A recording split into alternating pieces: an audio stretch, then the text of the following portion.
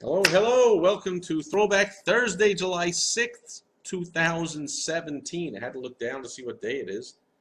Don't I know it's only 2 days after Independence Day, which is July 4th? I want to know what day it is. Anyway, Throwback Thursday, and I go in the vault. As always, I start up by sharing my rhino of the day, and I'm going to share this rhino, which is you wind him up, and then he goes. And I'll put him on a flat surface in his book, and there he goes. There he All right, so I know the ears move. Yeah, there you go. Oh, so if I pinch the ears, he goes? All right, well, at least he makes a little bit of noise, and he thinks about going. He takes a step. Oh, well. Maybe I overwhelmed him. You wind up a rhino too much, it gets all wound up. All right, there you go. Okay, as Donald Trump would say, bleed me. You wind him up and he walks.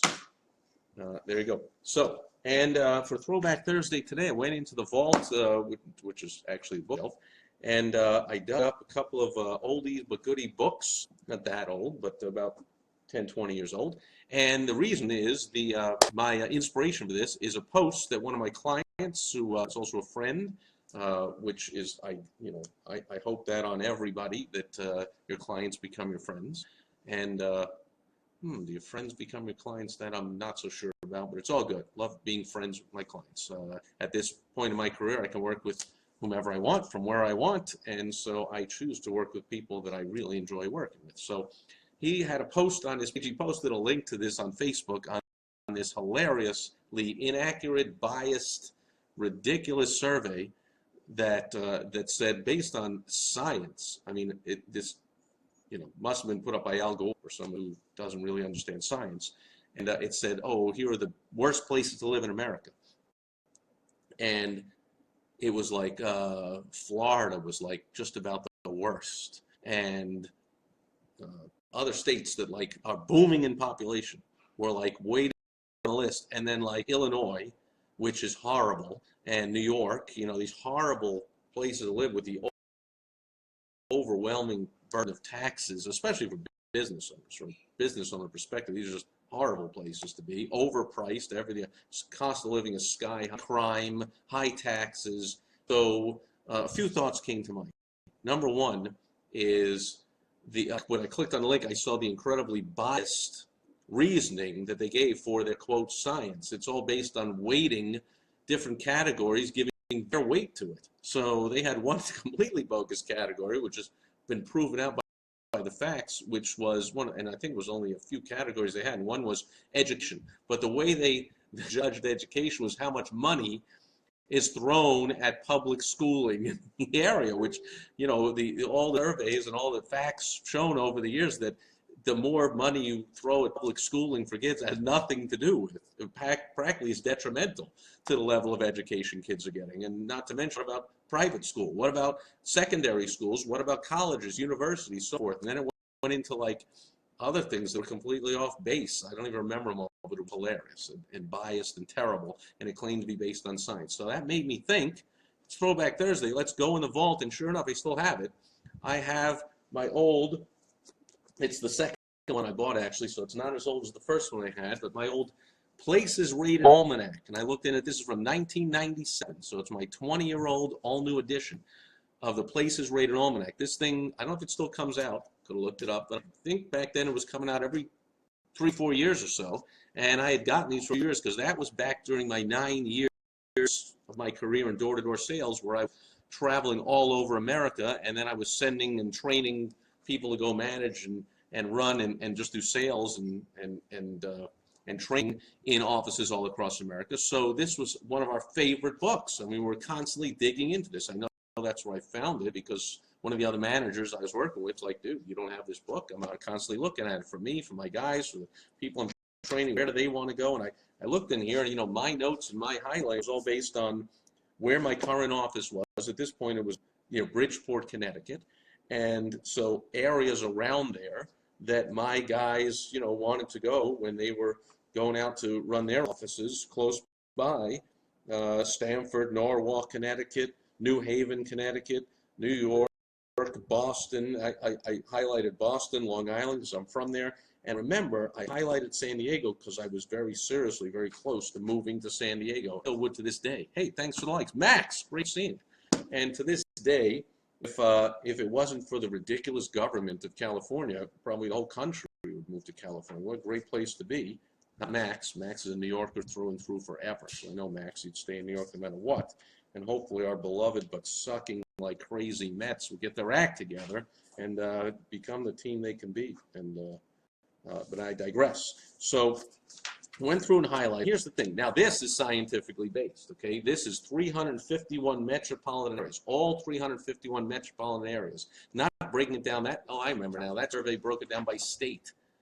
That scientific thing said the state, oh, this state has the worst weather or the most crime. So I'm like, state has more. People don't live in states. People live in cities and towns and metropolitan areas.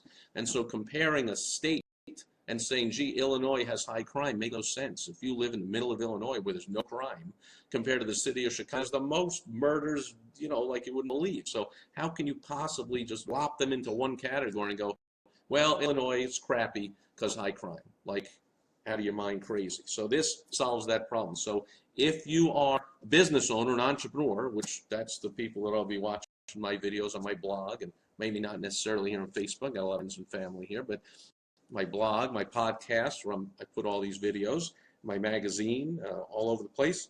You should be a business owner and entrepreneur, which would mean that you ought to be in control of your own life, and you ought to have crafted your business so you can determine where you want to work, where you want to live. Again, who you want to do business with, where you want to do business. So even if you're tied to a local business, the idea is to build that business up, sell it, and go somewhere else and start it up again with all the right systems and everything in place, and just like tweaks for the geography or the different economics of the area you're in or whatever. I can help you with that if you want. Go to stevesipress.com/help as always. And if you got interesting enough situation, challenge, goal, problem, I will choose to help you out with it. And I do that because once in a while that leads to someone becoming a client. Very rarely I accept someone as a client, but everyone, no matter what, if it's something interesting, I'll help you with it, even if there's no chance of me accepting you as a client. So I got my highlighting through here, and it reminded me that right in the take a core preference profile. You're taking the quiz, and you go through and you answer these, back then, 20 years ago, it was 72 questions, and you come to this preference, and here's my chart here. So they have 12 different areas that they're judging here, and their rating, which of course they have their overall rating, might not be equal to what I choose to rate. You know, I had on here that I really cared about, I don't know here, now okay, I'm seeing 9 areas. So the 9 areas, and the one I cared most about was, I can't even tell whether it's highest or lowest or whatever, but anyway, I value different things differently.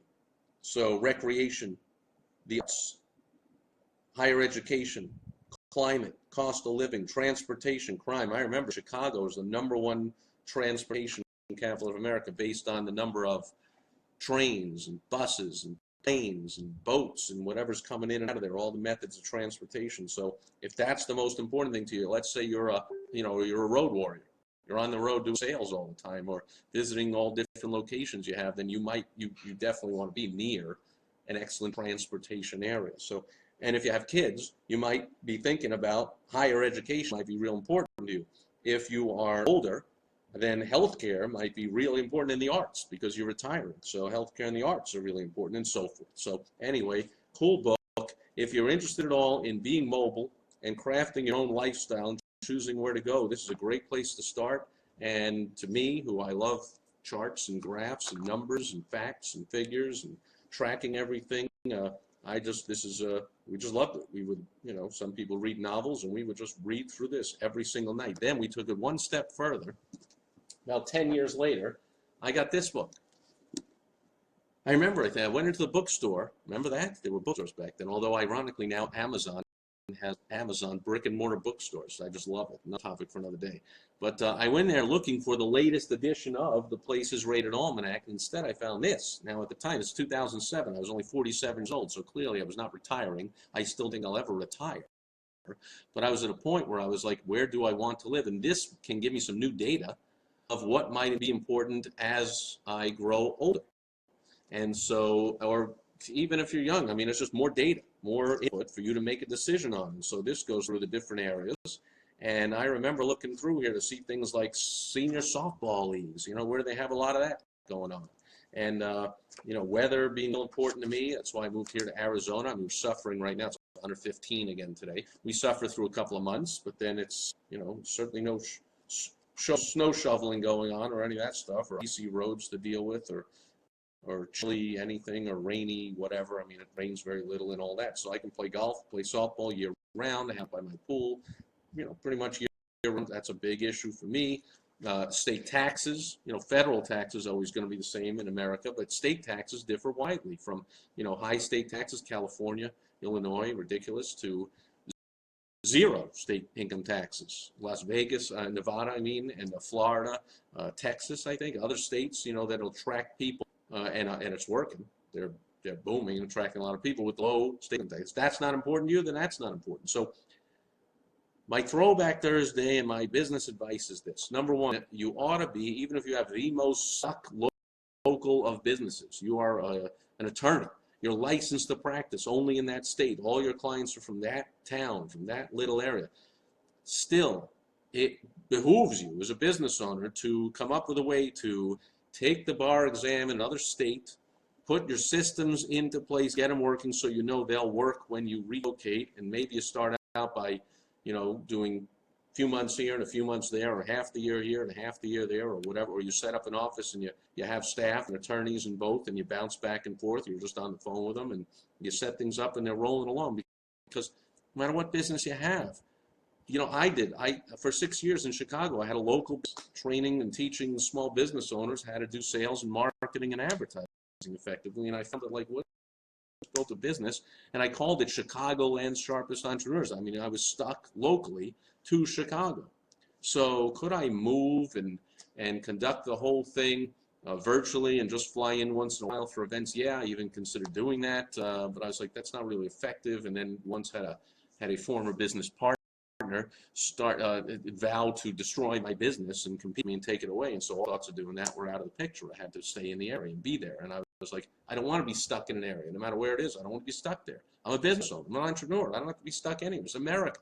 So for Americans, take advantage. I hate, you know, it happens all the time, so I shouldn't say hate it, but so often it's frustrating. You talk to people and they're like, well, I can't because. I get, well, you can, and you just choose not to. This is America. Everyone can. You just choose not to because. As business owners, more than anybody else, we ought to choose where we want to live, and we ought to not wait until we're retired. We can't even do half the things in that area that there are to do before we move to somewhere we want to be. Business owners, let's move to where we want to be and wear stupid red Hawaiian shirts every day that we like wear, and hang out by the pool and play golf or whatever you like to do. So you might want to get a hold of one of these books.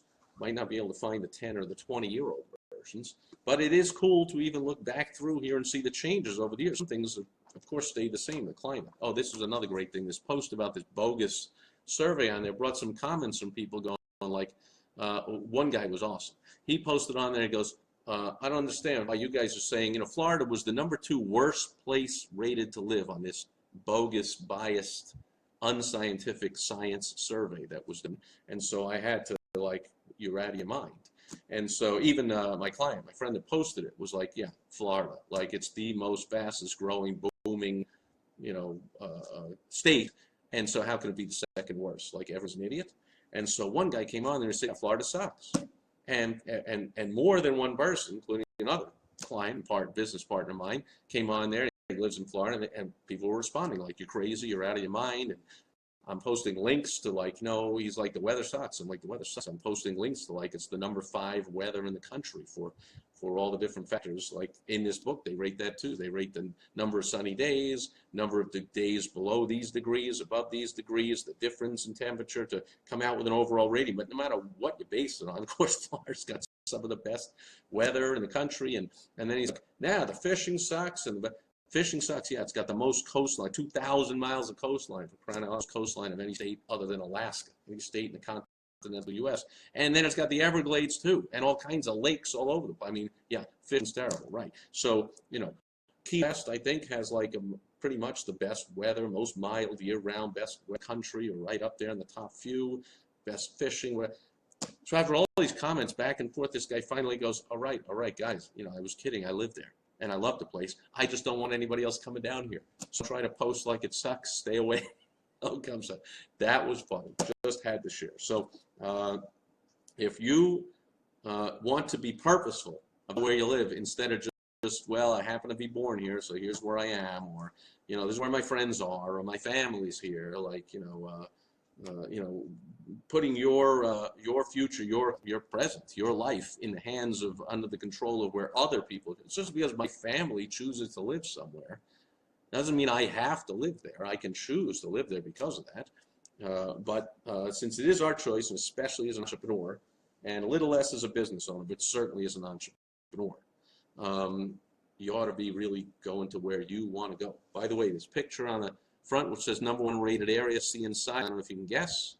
Kind of looks a little like Florida, but I looked it up on the inside. That's Orange County. So yes, there is one area of California that I would consider actually being in, that's not surrounded by idiots, and I will say no more and save that for another day. So that's it for Throwback Thursday, to my 20-year-old Places Rated Almanac. Really brought back the memories there, and my wind-up, supposed to be walking but not really walking rhino. That's it for Thursday, July 6th. I'll be back tomorrow with Foundation Friday, a really basic tip for you beginners in the world of direct response, effective marketing for small business owners and entrepreneurs, effective advertising, sales, marketing. I'll be teaching a foundational tip tomorrow. And of course, join me again when I go into the vault next Thursday for Throwback Thursday. Thanks, Max. Anyone else here live? Troy Olds, thank you. Anybody else, put in a comment. Again, go to Sipress.com/help. Fill out a form, tell me a little bit about your situation, your business, and if you make it interesting enough, it's because I love challenges. I love games. I see all of business like a game and a challenge and something to win. Make it something that's interesting to me, and I'll help you out to solve your problem or reach your goal or whatever it is you want to do. So that's my offer to you, and that's it for today on Throwback Thursday, July 6th. Thanks everyone for being here or watching on the replay, and I'll catch you tomorrow. Bye-bye.